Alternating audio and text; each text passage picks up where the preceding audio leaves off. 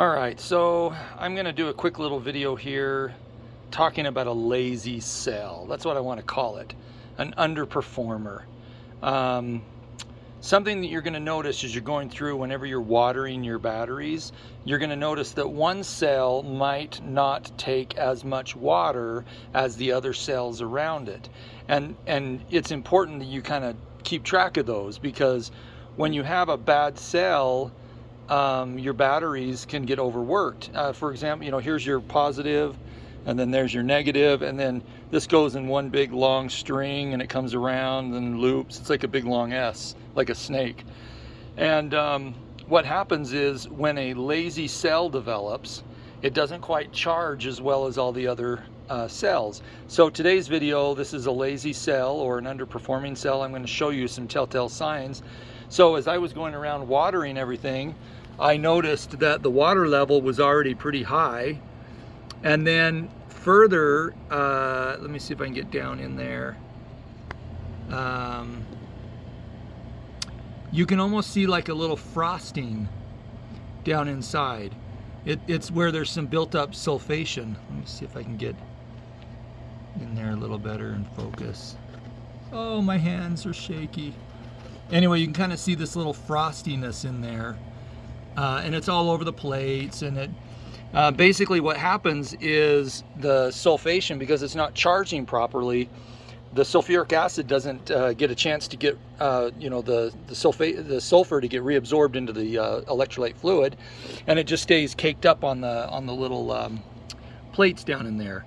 A normal healthy cell, let me come over to this guy.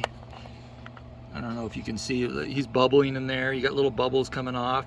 The bubbling is when the water is actually being converted into hydrogen molecules, and that's what the bubbling is. You can see it, little bubbles in there. And if you look over on this side, there's really no bubbles going on. That's another sign to tell you that there's not a lot happening to this one cell. And then another way that you can actually test it is to pull out a voltmeter, which I have here. So I pulled out my voltmeter, and I'll just poke this little guy in here, and you can see that he's reading up at 2 volts, 2.07 volts. And if I measure this other battery over here, this cell is measuring at 2.23. So you can see, like, that's a 0.2 of a volt off. And if I went through and measured up the rest of these batteries, pretty much all of them are going to be closer to this reading, which is 2.22. But this one here is consistently under voltage at 2.07. So he's about 0.2 of a volt low. Now, I don't know if that's because the acid levels are bad down in there, or if it's just the cell needs to get woken up. So what I've done in the past to get around this issue is I've actually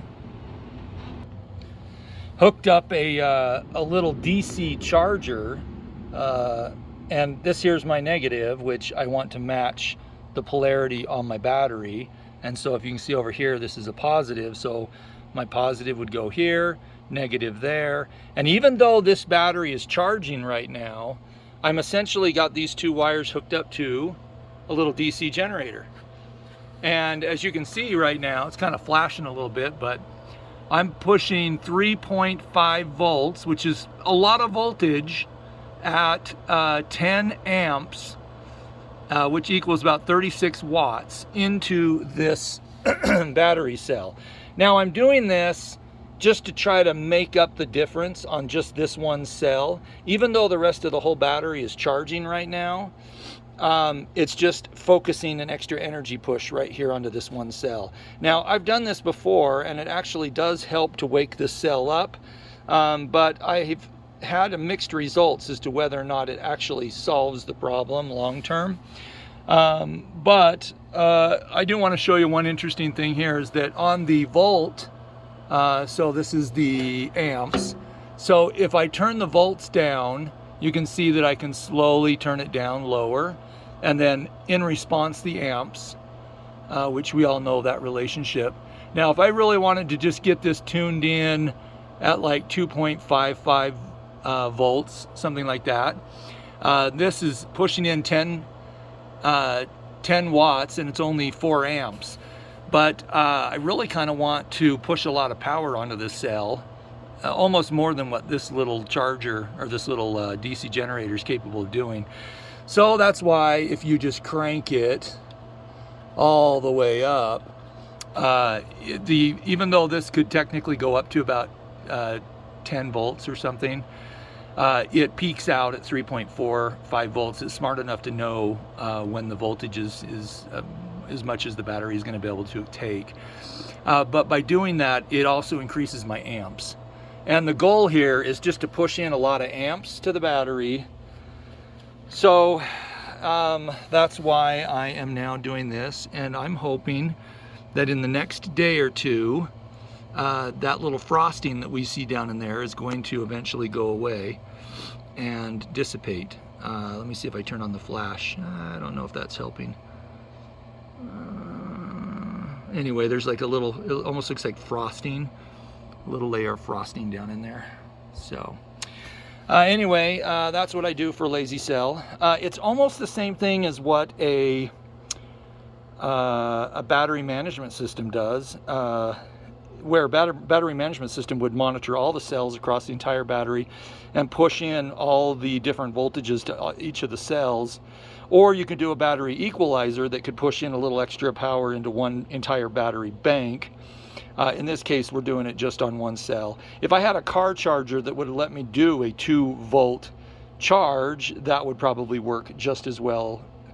But in that situation, I think these battery cells are so big with so many amp hours that a typical charger would just say, oh, I've overcharged it, and it would stop charging.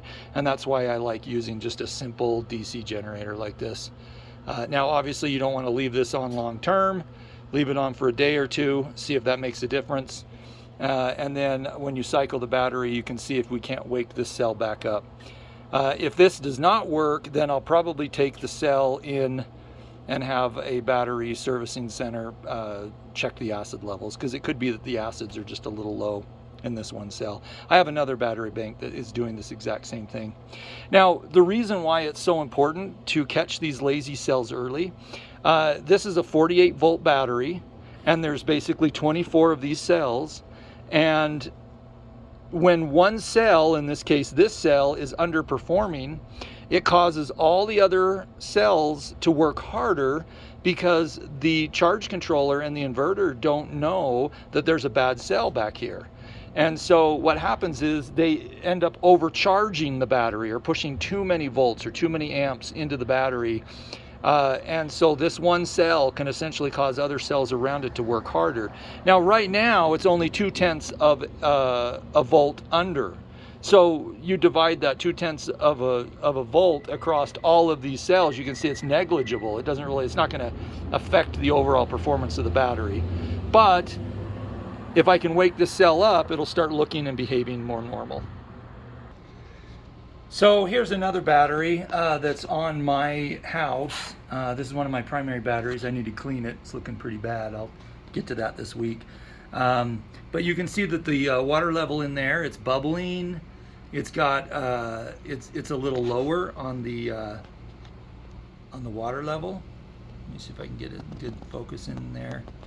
Now, this was my lazy cell, and this was almost a half a volt under the rest of the battery, and I ended up having that DC generator hooked up to this for, gosh, like a couple months actually. And I would just come out and check it periodically to make sure it was behaving well. But I wanted to point out that this cell is actually behaving a little bit better now. If I take the volt measurement here, you'll see that it's coming in at 2.04, about 205. And if I measure the cells nearby, it is 2.13, so it's about 1/10 of a volt under where I would like it to be. I'll measure one more nearby. That's 2.15. So it's about 1/10 of a volt less than what I would like or prefer to see this one cell. But anyway, in this case, I was able to successfully wake this cell up. It was like literally a half a volt, maybe even a volt below the rest of all the other cells. And even although I was cycling the battery and I was equalizing it, I never could get that cell to wake up. But now it's about 1/10 of a volt shy. I probably should put in a little magic powder or check the acid levels or something and see if I can't get this one to behave a little bit better. But this one used to have all that frosting in there, which it's not in there anymore. So just something that someone might be able to try if you've got 1 or 2 lazy cells. I do always recommend you to get your battery serviced professionally, but this might just be something to help bide you a little extra time. The one advantage of hooking up the DC power supply to this cell was that it helped maintain the overall voltage of the entire battery, and that prevented the battery from all the other cells from overworking when it was more substantially out of phase with the rest of them. So anyway, hope this video is helpful. As always, subscribe to my channel and you'll be notified about new videos whenever I post them.